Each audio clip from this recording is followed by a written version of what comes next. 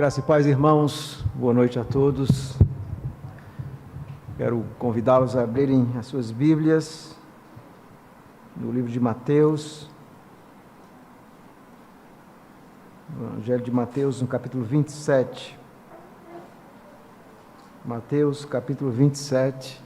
Vamos ler a palavra do Senhor.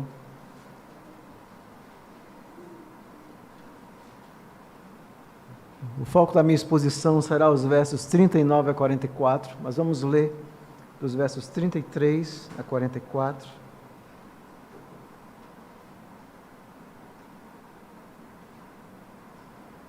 Diz assim a palavra do Senhor. E chegando a um lugar chamado Gólgota, que significa lugar da caveira, deram-lhe a beber vinho com fel, mas ele, provando, não quis beber. Depois de o crucificarem, repartiram entre si as suas vestes, tirando a sorte. E assentados ali o guardavam. Por cima da sua cabeça puseram escrito a sua acusação: Este é Jesus, o Rei dos Judeus. Foram crucificados com ele 2 ladrões, um à sua direita e o outro à sua esquerda.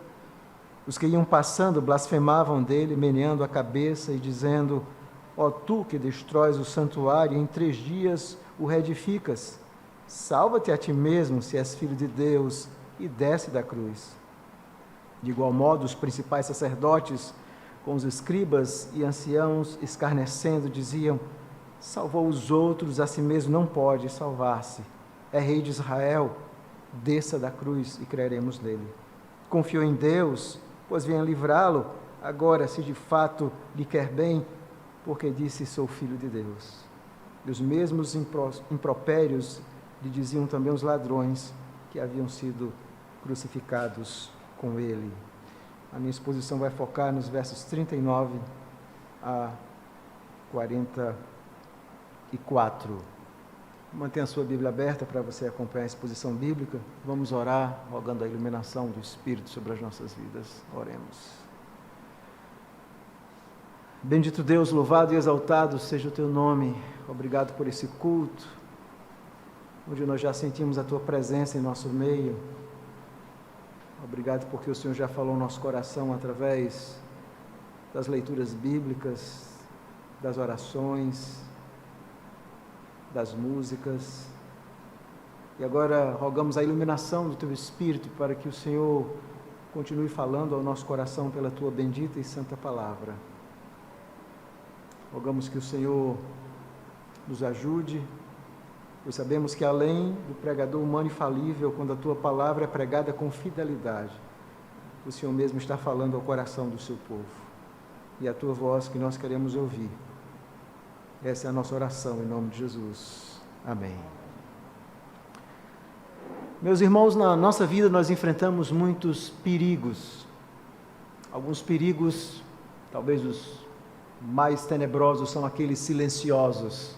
A doença silenciosa, o inimigo silencioso, a traição silenciosa. De fato, esses silenciosos são os que mais nos preocupam.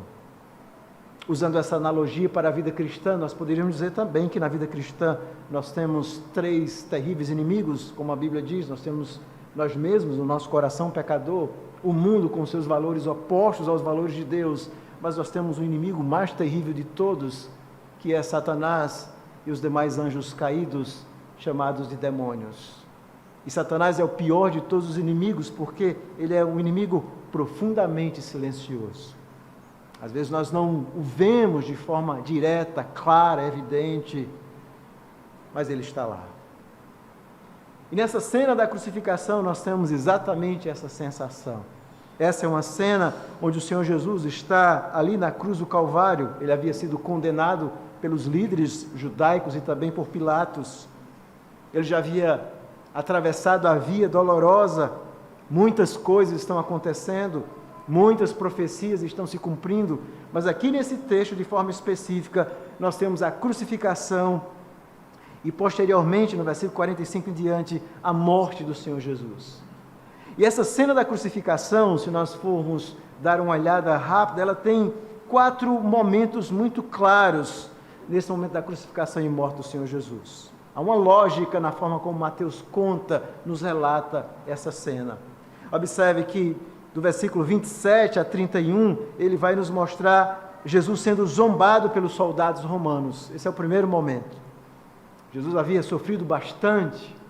Eles impingiram ao Senhor Jesus um terrível castigo físico, como os romanos faziam. Ele agora está na cruz do Calvário.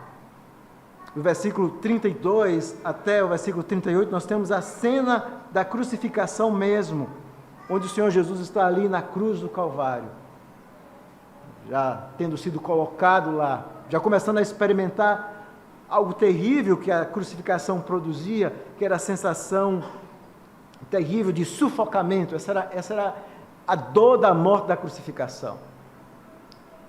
O prisioneiro ia sufocando, ia morrendo dolorosamente. O Senhor Jesus está na cruz do Calvário. No versículo 39 ao versículo 44, nós temos então essa zombaria dos judeus, onde eles vão zombar do Senhor Jesus. Essa zombaria é feita pelo povo, é feita pelos sacerdotes, pelos ladrões na cruz. Jesus está sendo zombado, os versos 39 a 44, essa é uma cena chocante. E por último, do versículo 45 a 50, nós temos a morte do Senhor Jesus. Mas o meu objetivo nessa noite é focar especificamente nos versos 39 a 44, para analisar com vocês essa zombaria, esse momento onde Jesus está sendo zombado pelos judeus. Eu quero que a lente da nossa mente, os nossos óculos hermenêuticos, agora se voltem de forma específica para esses versículos. Dentro daquela cena da crucificação, daquela cena tão terrível, eu quero que você agora olhe para mim, para esse momento específico onde Jesus está sendo zombado pelos judeus. E a pergunta que eu faço é: o que você enxerga nessa cena? Veja, quando nós lemos de forma desatenta, nós enxergamos muito pouco. Mas algo está acontecendo aqui. Aqui nós vemos Jesus experimentando talvez um dos seus momentos mais terríveis. É a sua tentação mais terrível. Jesus havia enfrentado tentações ao longo de toda a sua vida. Mas aqui ele experimenta essa terrível tentação. Salva-te a ti mesmo, se tu és filho de Deus. Desce. Por que sofrer? Essa terrível tentação. É a respeito disso que eu quero meditar com os irmãos nessa noite, olhando esses versos, os versos 39 a 44, vamos meditar sobre o seguinte tema: a tentação de Jesus na cruz. E eu quero observar três coisas com os irmãos: a origem, quem está tentando o Senhor Jesus, o significado, que tipo de tentação era essa, e em último lugar, a vitória. Como é que Jesus então venceu essa tentação? A tentação de Jesus, aqueles que quiserem notar no boletim, é o tema, a origem, o significado e a vitória. A grande pergunta é: qual a origem dessa tentação? Será que nós podemos ver nas palavras desses homens alguma tentação? Deixe-me fazer outra pergunta: você já sentiu dor na sua vida? Aquela dor profunda? Talvez aquela dor de dente, onde você fica desesperado. Quando você sente uma dor, o que você espera? Bom, você fica desesperado por alívio. Você vai a um dentista, você vai a um médico, aquela dor que está ali incomodando você, e você quer se livrar daquela dor de forma imediata. Bom, se nós fôssemos médicos, eu imagino que os médicos devem fazer isso, talvez deles mesmos. Se você tem uma dor, você tenta resolver, você aplica uma injeção, alguma coisa, você tem um poder, você tem uma habilidade de resolver aquela dor. Agora imagine essa cena. Jesus, o próprio Filho de Deus, está experimentando a dor mais brutal que alguém pode experimentar, a dor da crucificação. Jesus era um perfeito homem, mas ele era perfeitamente Deus. Ele é perfeitamente Deus. Jesus tem todo o poder, toda a autoridade, ele havia demonstrado isso em seu ministério, e agora ele está experimentando essa dor brutal, uma dor terrível. E agora, o texto então nos diz que esses homens começam a dizer ao Senhor Jesus, eles meneiam a cabeça e dizem: salva-te a ti mesmo, se és filho de Deus, desce. Você tem poder. Se você tem poder, você pode resolver essa dor. Você pode resolver esse problema.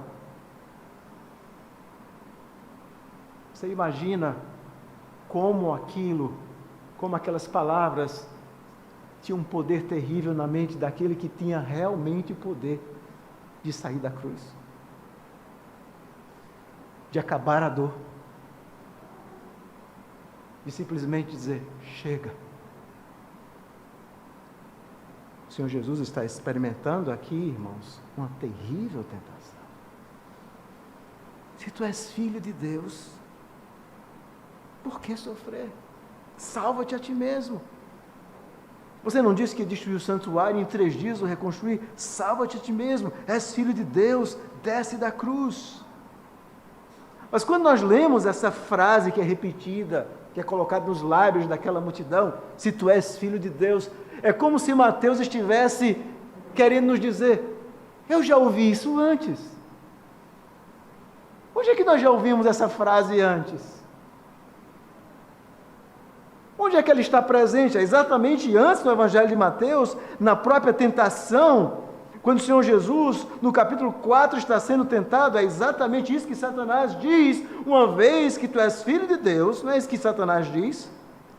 Capítulo 4, versículo 3, manda que essas pedras se transformem em pão. E mais uma vez no versículo 6, uma vez que tu és filho de Deus, atira-te abaixo, porque está escrito. Ele então cita de forma errada um salmo. Ou seja, de alguma forma, essa mesma frase está sendo repetida, está sendo reverberada. Da mesma forma nós vemos o Senhor Jesus sendo tentado. Por que sofrer? Ainda que o texto não diga que Satanás está agindo, dificilmente nós não vemos os seus dedos e as suas mãos silenciosas. Uma terrível tentação o Senhor está experimentando na cruz do Calvário.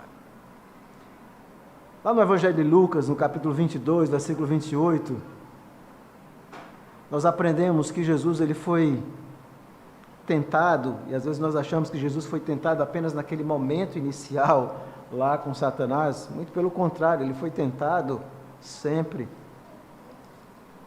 Lucas capítulo 22, versículo 28, Jesus inclusive diz isso aos discípulos.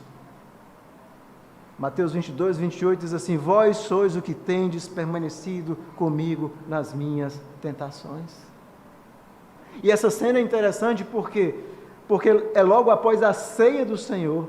E logo após a ceia do Senhor, você imagina essa cena, os discípulos travam uma discussão entre eles, quem dentre eles era o maior.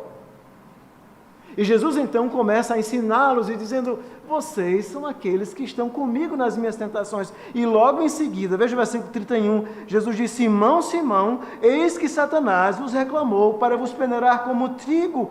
Eu, porém, roguei por ti, para que a tua fé não desfaleça. Tu, pois, quando te converteres, fortalece os teus irmãos.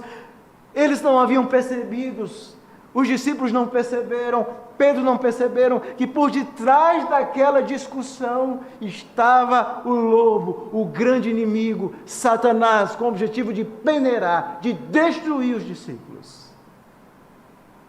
Eles não estavam atentos. Eles não percebem. Mas o texto está nos ensinando a vermos essa terrível mão de Satanás ali na cruz do Calvário.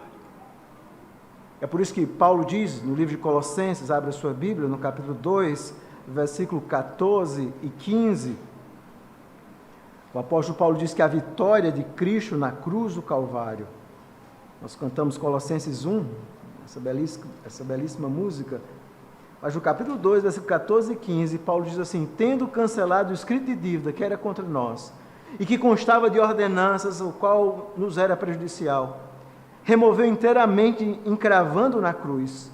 E veja o versículo 15: e despojando os principais e as potestades, publicamente os expôs ao desprezo, triunfando deles na cruz.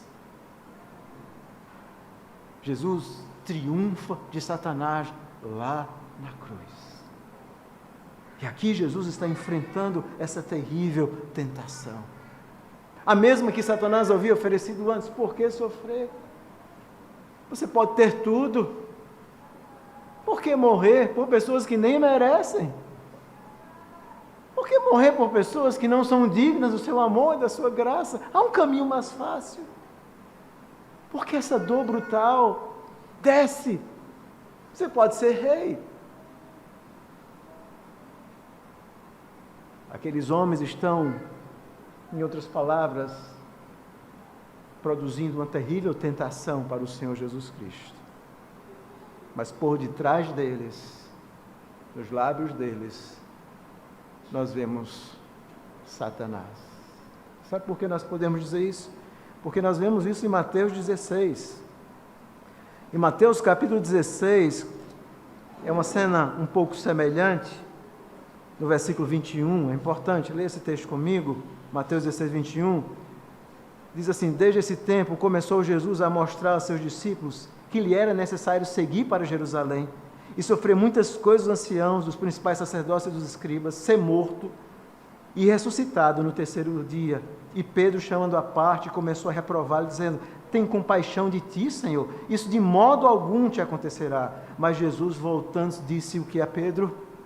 Arreda, Satanás, tu és para mim pedra de tropeço, porque não cogitas das coisas de Deus, e sim das coisas dos homens. Não é que aqui houve uma espécie de possessão demoníaca, não é isso que o Senhor Jesus está dizendo, mas Satanás tem esse terrível poder de sugerir, esse poder de sugestão, e nós, muitas vezes, repetimos essas sugestões terríveis de Satanás, e essa cena é exatamente isso que nós estamos vendo na cruz do Calvário. É uma terrível tentação. Há um caminho mais fácil. Desce da cruz. Mas qual o significado dessa terrível tentação? Quando nós olhamos para a vida do Senhor Jesus, antes da encarnação, João vai nos falar, ele era o Logos de Deus. Jesus não tinha um corpo físico, ele era em espírito. Tudo foi feito por meio dele, sem ele, nada do que foi feito se fez. Mas no capítulo 1, versículo 14, diz que o verbo se fez carne. A palavra grega, literalmente, ele é tabernaculou. Ele agora se fez carne. E aqui eu quero chamar a sua atenção, porque pela primeira vez, quando Jesus se encarna, Jesus vai experimentar algo que ele não conhecia antes. Ele não conhecia de forma experimental, na sua eternidade, a tentação. Jesus não sabia o que era ser tentado a pecar. Antes da encarnação, Jesus, obviamente, ele conhecia Satanás.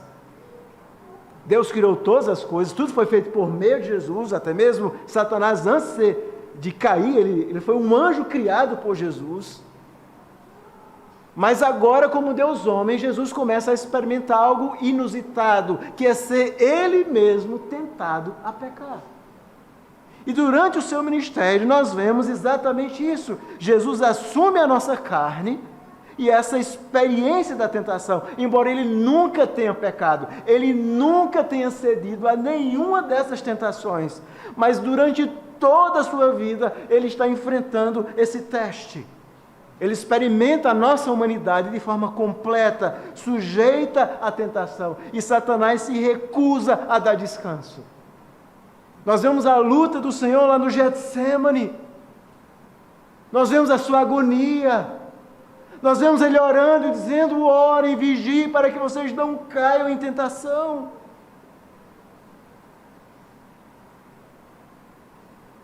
O significado de tudo isso aqui é que ainda que Satanás esteja tentando o Senhor Jesus a pecar, a ir contra os desígnios do Pai, Satanás está de alguma forma usando aqueles homens como uma espécie de marionete, como fez com Pedro, como fez com aquela jovem que elogia Paulo, para dizer: desce, há um caminho mais fácil. E até mesmo aqueles dois ladrões, embora um deles depois se convertam, ambos estão zombando dele. Salva-te a ti mesmo, se tu és filho de Deus. Esse é o profundo significado. Jesus foi tentado durante toda a sua vida, mas essa foi a pior de todas as tentações, porque onde ele está em seu momento de maior vulnerabilidade, de maior dor, de maior agonia, ele é oferecido um caminho que ele poderia seguir. Desce. Louvado seja Deus que ele não seguiu esse caminho, senão nós não estaríamos aqui nessa noite. Mas como Jesus venceu essa tentação? Essa é uma pergunta importante. Veja, Jesus está nesse estado de humilhação. Ele é Deus homem, mas ele assume de forma completa esse estado de humilhação. Como é que Jesus vence então essa tentação? Obviamente que Jesus vence, eu quero chamar a sua atenção, e nós vamos vendo na vida do Senhor Jesus em cada momento, grave bem isso, em cada etapa da vida de Jesus, é a mesma coisa da vida do cristão, nós vemos a triunidade de Deus agindo. Então, em primeiro lugar, Jesus vence essa tentação com a ajuda do Espírito Santo. É isso que acontece. Marcos nos diz que o Espírito então leva o Senhor Jesus para ser tentado no deserto. Obviamente, o Espírito o capacita, o ajuda. É exatamente isso que o Senhor Jesus experimenta no seu batismo, quando ele recebe aquela gloriosa atestação do Espírito, como pomba que vem sobre ele: este é o meu Filho amado, em quem me comprazo. Essa era a profecia de Isaías: o Espírito do Senhor Deus está sobre mim. Então, quem é que está socorrendo ao Senhor Jesus naquele momento de dor, de agonia, de solidão? É claro que é o Espírito. O Espírito está o guiando. E uma das coisas importantes é que quando Jesus assume o seu estado de humilhação, ele então se coloca inteiramente nas mãos do Pai e nas mãos do Espírito, que o guia a fazer todas as coisas. Nós vemos isso em vários textos bíblicos. Por exemplo, nós vemos em Atos, no capítulo 1, versículo 2. Vamos ver alguns textos bíblicos que falam dessa verdade. Atos, capítulo 1, versículo 2, diz assim, a bendita palavra do Senhor. Veja aí, Atos 1, 2. Diz assim: até o dia em que, depois de haver dado mandamentos, por intermédio do Espírito Santo aos apóstolos que escolhera, foi elevado às alturas. Ou seja, quando Jesus estava falando, quando Jesus estava agindo, ele estava agindo no poder e na direção do Espírito Santo. Nós vemos isso também de forma bem clara, ainda em Atos, no capítulo 10, versículo 38, naquele estado de humilhação, Jesus se coloca inteiramente nas mãos do Pai e age de forma voluntária, debaixo da ação do Espírito. Atos 10, 38 diz exatamente isso. Diz o seguinte: como Deus ungiu a Jesus de Nazaré com o Espírito Santo e com poder, o qual andou por toda a terra, fazendo bem e curando a todos os oprimidos do diabo, porque Deus era com ele. Aqui nós vemos a ação do Espírito Santo, o poder do Espírito Santo agindo na vida de Cristo. Então, quem estava ajudando, socorrendo, sustentando o Senhor Jesus? É claro que era o Espírito. O mesmo que o socorreu na tentação, era o mesmo que agora, mais uma vez, estava socorrendo o Senhor. O Espírito. É por isso que Jesus resistiu à tentação. Ele não estava sozinho. O Espírito socorre o Senhor Jesus naquele estado de humilhação. Mas o Senhor Jesus recebe uma outra ajuda aqui. É interessante nós pensarmos na Bíblia. Existem muitos cristãos que não conseguem articular com profundidade as Escrituras. Você percebe o que está acontecendo aqui? Aqui está acontecendo uma cena inusitada. De alguma forma, aqueles homens estão dizendo algumas coisas ao Senhor Jesus Cristo. Eles estão fazendo gestos e repetindo coisas. E possivelmente nós vemos a mão de Satanás nessas coisas que eles estão fazendo. Mas eles, sem saberem, estão reproduzindo o que o Salmo 22 havia dito. Você percebe como é a providência de Deus? O inimigo está agindo, mas há um Deus maior que está fazendo outras coisas mais gloriosas. E aqui é interessante porque Pedro vai dizer no capítulo 1, versículo 9, que aqueles profetas do Antigo Testamento falaram pelo Espírito de Cristo, ou seja, quando os profetas do Antigo Testamento eles falavam, era a própria voz de Cristo, obviamente do Cristo pré-encarnado. Então, quando Davi então compõe o Salmo 22, aquela voz do Salmo 22, obviamente, era a voz do Cristo pré-encarnado. E aquela voz do Espírito, aquela voz de Cristo, desse Cristo pré-encarnado no Antigo Testamento, era trazida, obviamente, pelo Espírito Santo. É o Espírito, então, que inspira esses homens a escrever as Escrituras. Então, de alguma forma, o Espírito Santo faz com que naquela cena seja repetido, nas palavras daqueles homens, o Salmo 22. Veja, olhe comigo novamente a cena de Mateus, veja o que esses homens dizem, e o que eles fazem. Eles fazem, é real a cena é real. Primeiro, o texto nos diz, no versículo 39, que eles meneiam a cabeça. Eles dizem, salva a ti mesmo, se és filho de Deus, e desce da cruz. No versículo 42, os escribas e os sacerdotes, salvou os outros, e a si mesmo não pode salvar, se é rei de Israel, desça da cruz. Versículo 43, confia em Deus, que Deus venha livrá-lo, se ele é filho de Deus. Eles estão dizendo uma série de coisas. Agora, abra sua Bíblia no Salmo 22.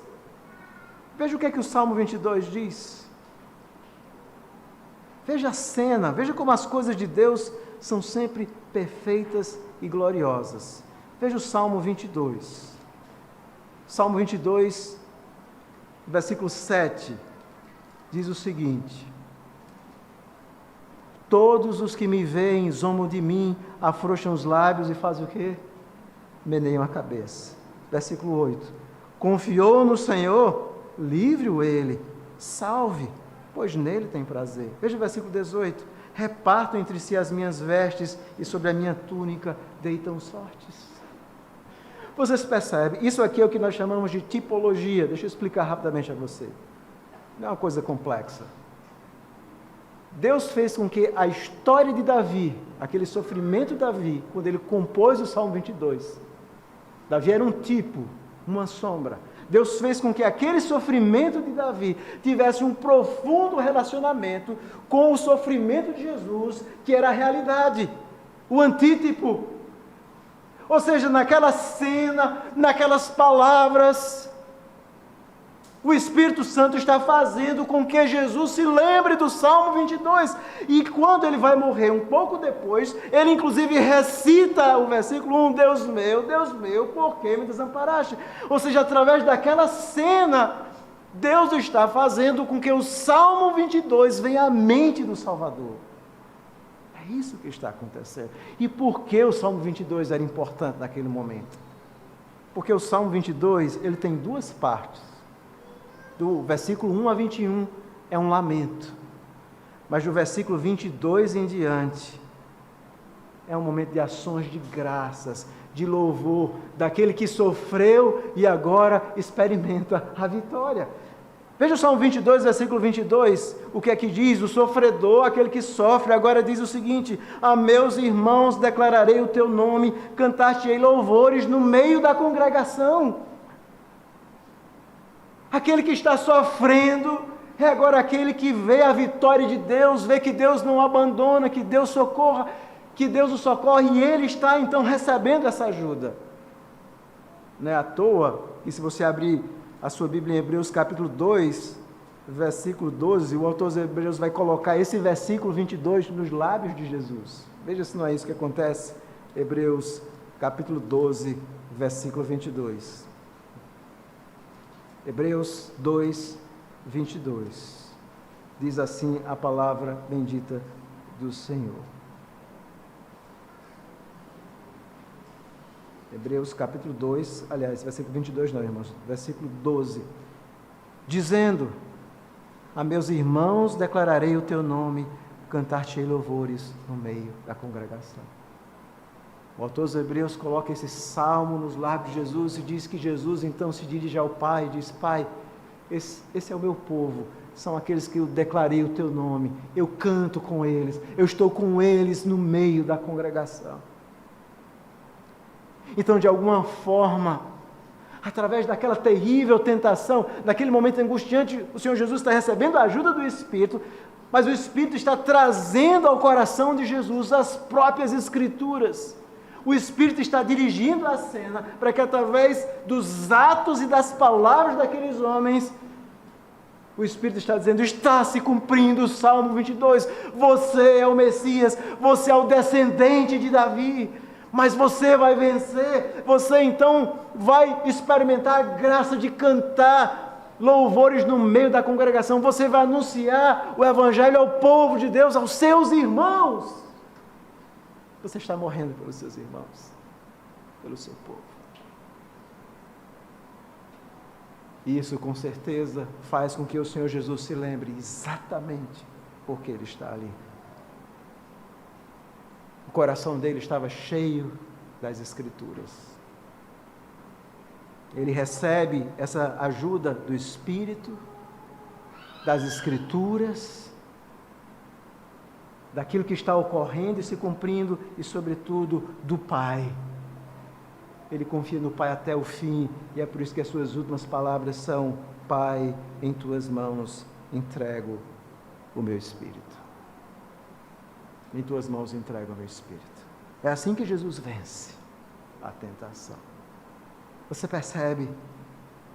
Às vezes nós lemos as Escrituras de forma tão relapsa e não percebemos que há algo mais fundo e profundo acontecendo. Jesus venceu a tentação. E qual a importância de Jesus ter vencido a tentação para nós? A importância é total. Jesus é o protótipo de todo crente verdadeiro. Calvino dizia que a grande obra do Espírito é replicar Cristo em nós, é fazer dos filhos de Cristo, daqueles que são salvos nele, réplicas, parecidos. É exatamente isso que Paulo diz.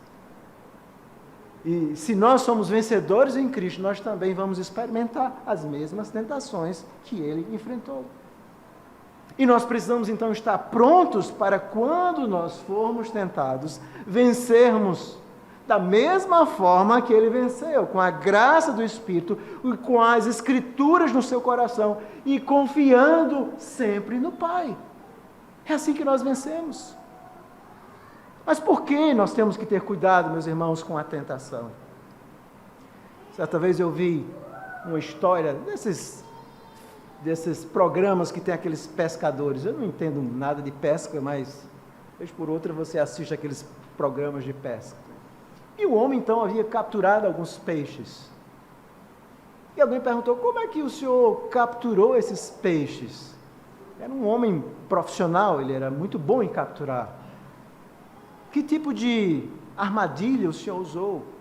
E ele disse uma coisa interessante, ele disse assim: não, realmente existe alguma técnica, alguma estratégia em capturar o peixe. Mas o segredo não está no anzol nem na isca. O segredo é aprender o apetite dos peixes. É assim que Satanás nos tenta. O problema não é apenas que ele lança a tentação no nosso coração, mas ele conhece os nossos apetites. Ele conhece aquilo que muitas vezes, obviamente ele não é onisciente como Deus, mas pelas nossas ações, ele aprende a nos conhecer. Eu quero fazer algumas aplicações importantes para que eu e você vençamos a tentação. A primeira é que a tentação é a realidade da qual nós nunca escaparemos até o último suspiro de vida. Grave isso. A tentação é algo que nós nunca escaparemos até o último suspiro de vida. Satanás e os demônios não respeitam cabelo brancos. Não importa se você é crente há 1 ano, 2 anos, 3 anos, 4 anos, isso não importa. Ele não deixou de tentar até o último momento nem o Filho de Deus. Ele não deixou de tentar o seu Criador. Nós nunca devemos esquecer isso, essa é uma realidade. Outra aplicação importante é que a tentação é a realidade para os mais fiéis filhos de Deus. Não pense porque você é fiel, porque você busca o Senhor, que Satanás de alguma forma vai dar uma trégua. Nem o Filho de Deus escapou de ser tentado. Obviamente, as tentações, o autor dos Hebreus diz que ele aprendeu a obediência pelas coisas que sofreu. Jesus, ele se torna um perfeito mediador, porque ele experimenta a nossa experiência de ser tentado, embora nunca tenha pecado. Satanás nunca vai respeitar o fato de você ler ou orar muito a Bíblia, e ele vai dizer, bom, não vou tentar aquela pessoa porque ele é um crente fiel, muito pelo contrário. Quanto mais fiel você for, mais ele vai procurar destruir você. Outra aplicação importante é que a tentação ela é mais poderosa quando estamos mais vulneráveis. Veja, a vida nesse mundo caído não é fácil. E às vezes nós estamos em momentos de profunda vulnerabilidade, quer seja financeira, quer seja emocional, quer seja por problemas, e é exatamente nessa hora que Satanás se aproxima de nós e diz, Deus te esqueceu, amaldiçoa Deus e morre. É aquilo que a mulher de Jó diz, você ainda mantém-se íntegro. Nesses momentos, quando nós estamos vulneráveis, às vezes até nós estamos vulneráveis porque Deus em sua providência está nos permitindo passar por aflições. E ele então se aproveita da providência de Deus para dizer, veja como esse Deus não cuida de você. Quando nós estamos vulneráveis, é o momento que ele nos tenta, mas existe o oposto. Nós podemos estar vulneráveis sem saber. Imagine se alguém chegasse para Davi e dissesse, olha Davi, daqui a 5 minutos você vai destruir a sua vida, você vai desgraçar a sua vida, você vai desgraçar a sua família, você vai adulterar e você ainda vai matar e destruir uma outra família. Davi, o quê? Ele acreditaria nisso? Você acreditaria se alguém chegasse para você e dissesse, daqui a 10 minutos você vai fazer uma loucura na sua vida? Isso vai ter consequências para o resto da sua vida. Davi achou que era forte. Ou talvez Pedro. Senhor, eu? Não. Talvez os outros venham a te negar. Eu vou te negar? De jeito nenhum, Senhor. Eu estou disposto a dar a minha vida por ti. Pedro, você vai me negar? Não, Senhor. Até ele diz, eu não conheço ele. Quem é? Quem? Eu não sei quem é. Às vezes, quando nós achamos que somos fortes, é exatamente nessas horas que Satanás quer nos destruir. Nessas horas. Ele quer nos colocar em xeque-mate. Certa vez um pastor disse uma frase que eu fiquei pensando. Nunca pense que sua igreja é tão fiel quanto você imagina. Mas também nunca ache que você é tão fiel quanto você pensa. Quem estiver em pé, ore para que não caia. Outra aplicação importante é que a tentação ela tem uma patologia previsível. Parece razoável. Satanás nunca nos apresenta a tentação como sendo uma coisa grotesca. Não. Veja essa tentação do Senhor Jesus. Você pode ter tudo sem sofrer. Para que sofrer, Jesus? Para quê? Parece razoável, não é? Para que experimentar essa dor extrema? Não é isso que ele diz a Eva? Eva, que história é essa? Você tem desejos, apetites, essa é a melhor fruta, que Deus é esse? Não, esqueça essa palavra, nada disso vai acontecer. Deus sabe, não é bem assim. Parece razoável o que Satanás diz, vocês percebem? Ele e os demônios dizem assim, olha a sua vida, isso parece razoável, por que não? Por que não fazer isso? Todo mundo faz, o mundo é assim, o mundo mudou, estamos no pleno século 21.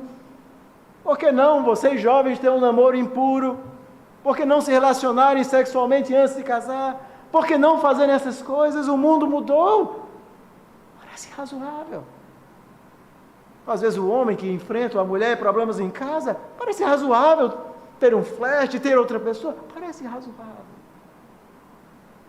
A tentação, a patologia é aquela parece sempre boa. É por isso que Paulo diz que Satanás ele se transforma em anjo de luz para nos enganar. Ele nunca vem de forma aberrante, de forma cuidadosa. São as ciladas. Mas uma aplicação importante que eu quero fazer para você nessa noite, e para mim. A tentação tem um alvo maior do que você, ou mesmo a sua família. Não pense que o objetivo de Satanás é você. Não, e qual é? O alvo de Satanás é macular e blasfemar o nome de Jesus através da sua vida. Ele odeia o Senhor. Ele odeia o seu Criador. Então, quando Satanás quer destruir, Satanás não se importa muito com você entende? O objetivo dele é exatamente isso, é estragar a sua vida. É fazer com que o Evangelho seja blasfemado, com que os ímpios, os vizinhos digam, era aquele que estava na igreja, aquele que era um líder, aquele que era um pastor, um diácono, um presbítero, aquele que tinha uma família tão boa, ajustada, veja agora o que aconteceu. Ele quer destruir os nossos lares, as nossas vidas, mas o objetivo dele é maior. Ele quer ver o nome de Cristo blasfemado entre os ímpios. Você não é o alvo principal. E é por isso que a tentação sempre envolve um estratagema de Satanás, é o que Paulo chama uma cilada. Como é que a gente vence isso? Como é que a gente vence? Nós vencemos como Jesus nos venceu. Nós vencemos, em primeiro lugar, nos lembrando que não importa quão poderosa seja a tentação. Nós temos a presença do Espírito Santo para nos ajudar nos momentos mais difíceis de tentação. Satanás tem esse terrível poder de sugerir a tentação. Ele pode até nos levar à beirinha do precipício e dizer, pule, mas você pode dizer com a graça do Espírito, eu não vou fazer isso. Você pode fazer como José, como eu pecaria contra o meu Deus e cometeria tamanha maldade. Nós podemos com a graça do Senhor, nós podemos com a graça do Espírito vencer, como o Senhor Jesus venceu, confiando na graça e confiando sobretudo nesse Deus triuno. Você percebe, o Deus triuno estava ali, socorrendo, atuando, para que Jesus em nenhum momento cedesse à tentação. E na nossa vida nós precisamos desse Deus triuno. Tem uma passagem que eu gosto muito de Calvino nas Institutas, no capítulo 1. Calvino está escrevendo as Institutas e de repente você escuta ele dizer assim, algo que muito me deleita. Então quando Calvino diz que alguma coisa deleita ele, você diz, alguma coisa boa. Porque Calvino é um homem muito comedido nas palavras. Ele tinha muito medo de atrair a atenção dos homens para si, a glória para si. Nem mesmo o funeral dele, ele queria que as pessoas soubessem onde ele foi enterrado, com medo de que alguém de alguma forma fosse adorar o seu nome, ou trazer uma reverência errada. Então quando Calvino diz assim, isso muito me deleita, você diz assim, isso é interessante. E Calvino vai citar então Gregório de Nazianzo, um pai da igreja que viveu no quarto século. Quando ele disse que se deleitava, era nessa citação. E Gregório de Nazianzo escreveu uma obra preparando os jovens da sua igreja para o batismo. Ele dava uma grande ênfase à Trindade. E Gregório diz o seguinte, falando da Trindade para os jovens da igreja. Quando eu penso nos três, eu devo pensar no um. Quando eu penso no um, eu devo pensar nos três. E quando eu faço isso, a minha alma é contagiada, meu coração queima, e eu devo me afastar e adorar. O coração de Gregório era consumido por esse Deus triuno. E da mesma forma que nós vemos essa triunidade de Deus ali, dando suporte ao Senhor Jesus, nós também precisamos desse suporte. Na hora da tentação, nós temos que nos lembrar do Pai, desse amor eterno, antes da fundação do mundo, como Paulo diz. Ele nos escolheu, nos predestinou para sermos santos e irrepreensíveis em amor. Ele nos deu seu Filho como esse glorioso presente. Ele tem poder para nos sustentar no seu caminho. Nós nos lembramos do Filho, do seu sacrifício glorioso, do seu perdão, do seu exemplo de obediência. Nós nos lembramos do Espírito, do selo do Espírito, que nos sela e que nos lembra que nós somos propriedades do Senhor. Nós nos lembramos de tudo isso. E pedimos que o Espírito então traga essas influências celestiais, que encha o nosso coração do Evangelho, para que ele então dissipe as tentações e os nossos maus pensamentos. É assim que nós vencemos as tentações, com a ajuda desse Deus triuno. A tentação pode ser resistida, o apóstolo Paulo diz exatamente isso. Em 1 Coríntios 10, 13, não há tentação que seja além das nossas forças, mas com elas Deus nos dá o socorro. Nós devemos resistir à tentação com a graça de Deus, com essa obra gloriosa do Senhor, nós devemos resistir. Nós devemos dizer não. Com a graça de Deus, nós podemos dizer, eu não posso pecar contra o Senhor. Nós podemos amar os mandamentos. Mas é uma coisa também interessante que as Escrituras nos mostram, para finalizar, é que nós também precisamos de suporte na tentação.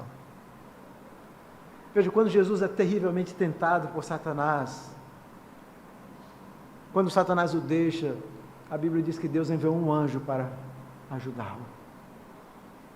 Quando Jesus está ali no Getsêmani, sendo tentado por Satanás, ele leva os seus discípulos e diz, por que vocês não ficaram comigo? Vocês não puderam vigiar 1 hora comigo em oração?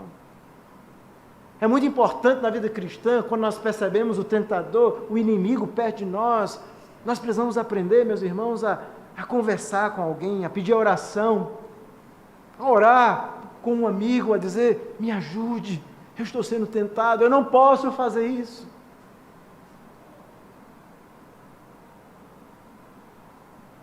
Nós podemos vencer cada teste da nossa vida com a graça de Deus. E é nessas horas que nós temos que clamar a graça de Deus. Clame pela luz do Senhor. Ó Senhor, me dá a tua luz. Ó Senhor, me dá a tua graça. Quero finalizar contando uma história interessante sobre a Assembleia de Westminster, que nós temos a composição, né, da nossa confissão de fé, e é um relato muito interessante da Assembleia que pouca gente sabe. Há um debate muito intenso na Assembleia sobre qual deveria ser a forma de governo.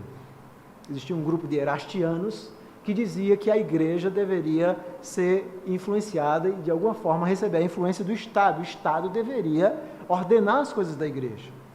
Existia o grupo da maioria da Assembleia, que era o presbiteriano. Eles diziam que a forma bíblica de governo, que está lá no Novo Testamento, todas as vezes que os apóstolos plantaram igrejas, eles não colocaram outros apóstolos, eles elegeram presbíteros, era assim que está, presbíteros e diáconos, então a forma era presbiteriana. Existiam alguns que eram congregacionais, uma minoria, que achavam que as decisões deviam ser tomadas por todas.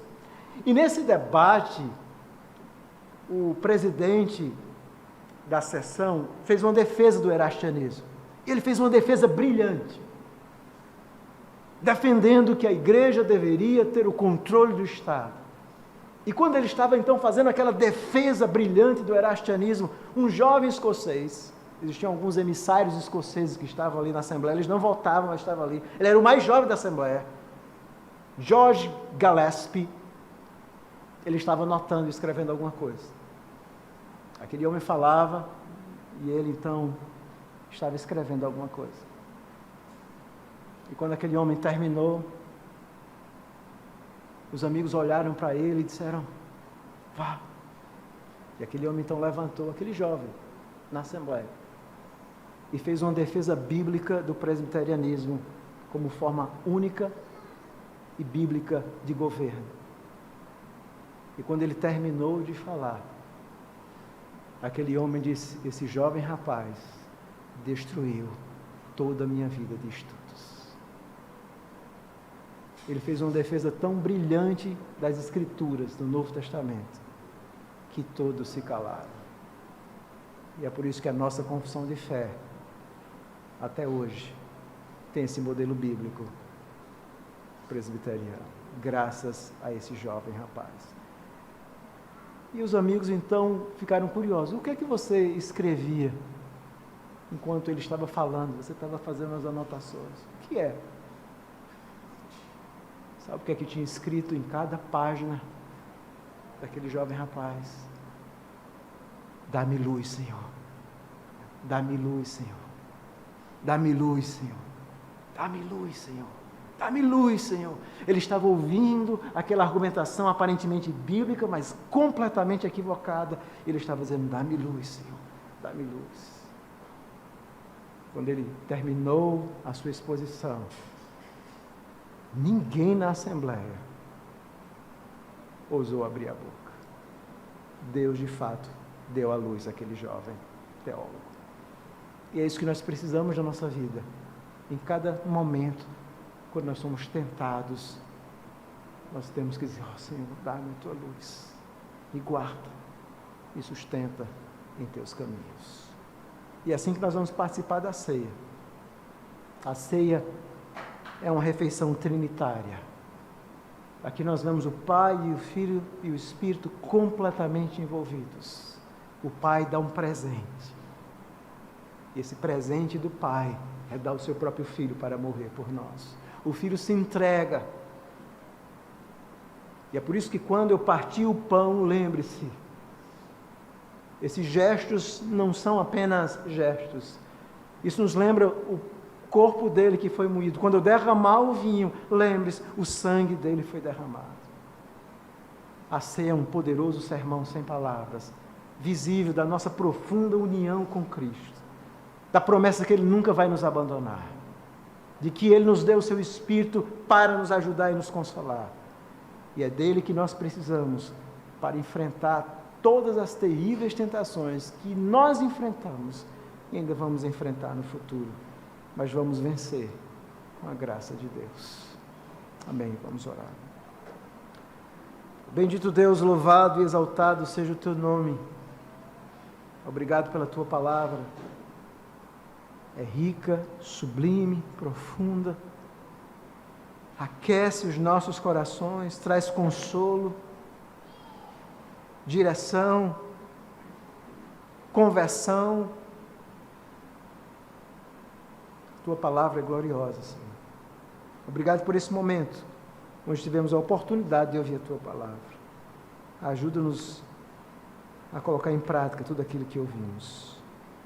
Visita aqueles que porventura têm pecado, que cederam à tentação, que estão tristes consigo mesmos, que eles possam nessa noite irem até o Senhor, porque no Senhor eles vão encontrar perdão, graça para recomeçarem. Que o Senhor então esteja fazendo isso nessa noite. Essa é a nossa oração em nome de Jesus. Amém.